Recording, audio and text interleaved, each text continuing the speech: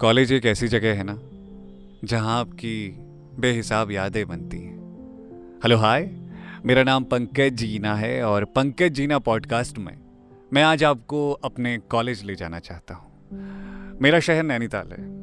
नैनीताल से ही मेरा कॉलेज पूरा हुआ है, तो वहाँ से जुड़ी हुई ढेर सारी कहानियाँ हैं। यूँ तो सुकून का शहर है नैनीताल। कभी मौका लगे आपको तो घूमने ज़रूर जाइएगा। घूमिएगा तो मेरी याद आपको ज़रूर आएगी वहाँ, और वहाँ के हर एक हिस्से में कहीं ना कहीं पर किसी न किसी रूप में मैं आपको मिलूँगा। और हो सकता है मेरी कहानियों के कुछ हिस्सों को आप उस शहर में ज़रूर पाएंगे। तो उसी शहर से जुड़ी हुई आज की कहानी है।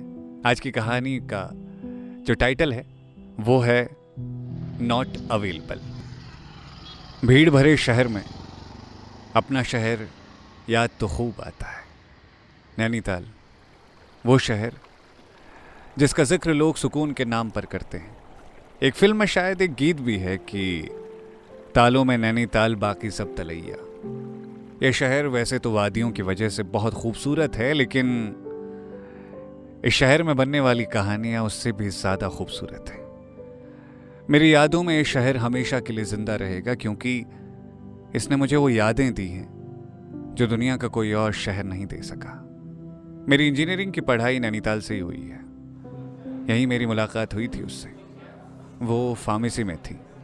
उसका नाम, चलिए नाम रहने दीजिए, कहानी पर ध्यान दीजिए। हम दोनों मिले थे टीचर्स डे की प्रिपरेशन के वक्त। वो गज़ल सुनाती थी। उसका गला बहुत सही था यार। जब भी कोई गज़ल गाती तो लगता था वो गाती रहे और मैं सुनता रहूं। एकदम ऐसा लगता था उसे सुनते हुए जैसे फ्रीज हो गया है कोई पल। मैं ये नहीं कहूँगा कि उससे मोहब्बत थी मुझे, लेकिन उसकी आवाज़ को सुनना बहुत पसंद था मुझे। जनवरी की सर्दियों में एक हल्की सी गर्माहट का एहसास देती थी उसकी आवाज़। मैंने उसे पहली बार 28 अगस्त को सुना था।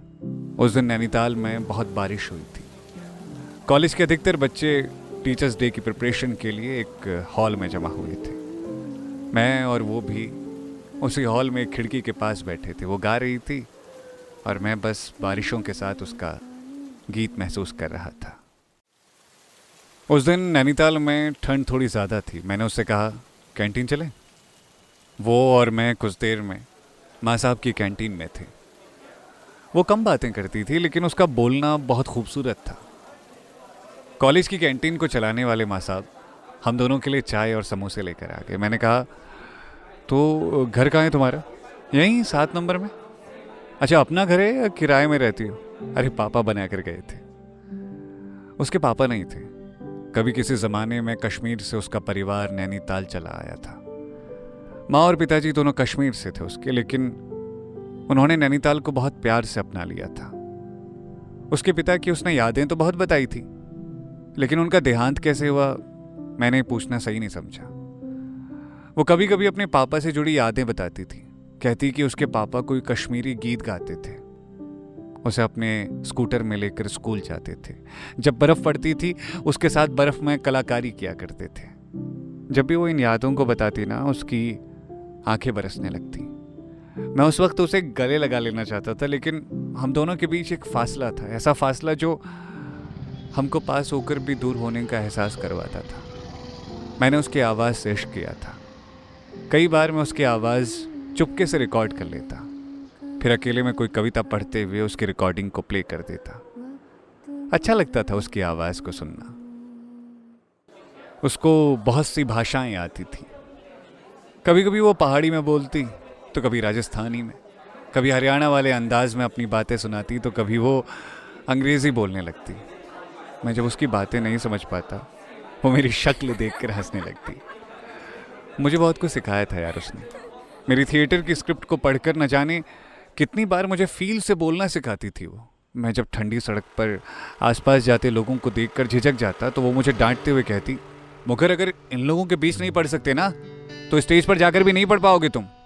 मैं हिम्मत करके किसी डायलॉग को पढ़ता तो लोगों की निगाहें मेरा ध्यान भटकाने लगती। मुझे लगता सब मुझे ही देख रहे हैं यार। वो मेरा हाथ थामती और कोई गज़ल गाने लगती। लोग उसे गाते देखकर रुक जाते। मैं कहता, यार तुम गाती हो, मैं बोलता हूँ, फ़र्क है दोनों में। इसके बाद वो स्क्रिप्ट लेकर पढ़ने लगती और ज़ोर ज़ोर से डायलॉग बोलती।